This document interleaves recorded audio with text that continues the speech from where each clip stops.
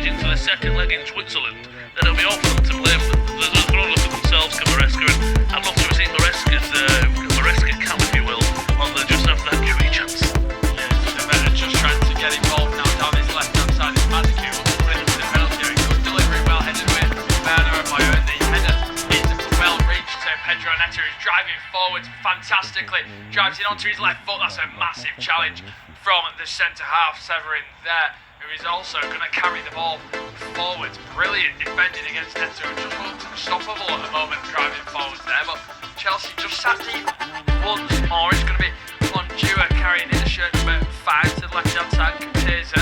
This game's just got very slow all of a sudden. Servette trying to slow the pace of these down. They don't want it to become an end-to-end game, because you almost bank on Chelsea's fitness levels are just that little bit better than the Swiss side. So we just see them on the ball now down the left-hand side. Severin once again looking to conjure up towards Servette, and they're going to massively go for this now to try and level it, or would they take maybe just the goal going into their home second leg? But they're in the penalty area now, trying to cause a problem. A shot effort at goal is well blocked, and then Renato Vega shows a good bit of compromise to clear his lines. But here's the pace of Mudryk driving forwards, looks unstoppable here. He's paced, the defender can't catch up to him. He's still going, puts the left-footed ball in. It's a poor delivery though, looking for a cutback. No one was wanting that type of cross, and in the end, Ondua can carry the ball forwards. And here comes Kuteza now, and it is just becoming a little bit end-to-end. And Servette players looking a little bit tired. Maybe this past 10 minutes or so has taken a bit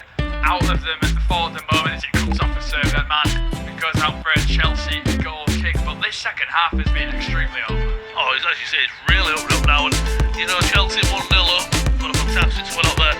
Well, let's bring on Cole Palmer into Fernandes and Norton midway again. I'm sure we'll see the game out. That's the changes they couldn't make. And the only thing I think you could maybe say is, in some sense, you might maybe take this as a pre-season game in some sense to get minutes. But I know in the sense of, right, it's a qualifying round of the Conference League. Cole Palmer doesn't need to go on the pitch, I know.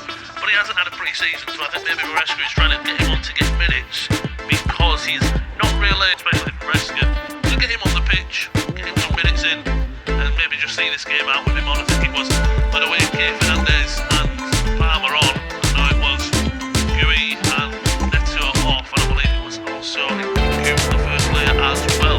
Just get that confirmed in a minute. Yeah, it's a combination of 3 substitutions. By the way, he's on for Pedro Neto, Palmer's on for Maggie, and Enzo Fernandez is on for Nkunku. So I think Palmer bringing him on, it is a minutes thing. Of course, he arrived to pre-season late, didn't have any pre-season with Chelsea, had a decent Euros with England, mainly as a substitute, scored a goal in the Euros final, of course, levelled things up for England. Of course, also had a fantastic season last season, especially, and well, they'll be hoping to have a similar one of that, and I'm sure he's been on the pitch for that penalty as well. But he's come on maybe 8 minutes after that penalty was dispatched by Nkunku, and Nkunku, the only goal scorer of this game, is of course off the pitch now, and Chelsea maybe looking for a bit more control, bringing Enzo Fernandez onto the pitch, and maybe a little bit more explosiveness on the counter with the likes of Madueke on now.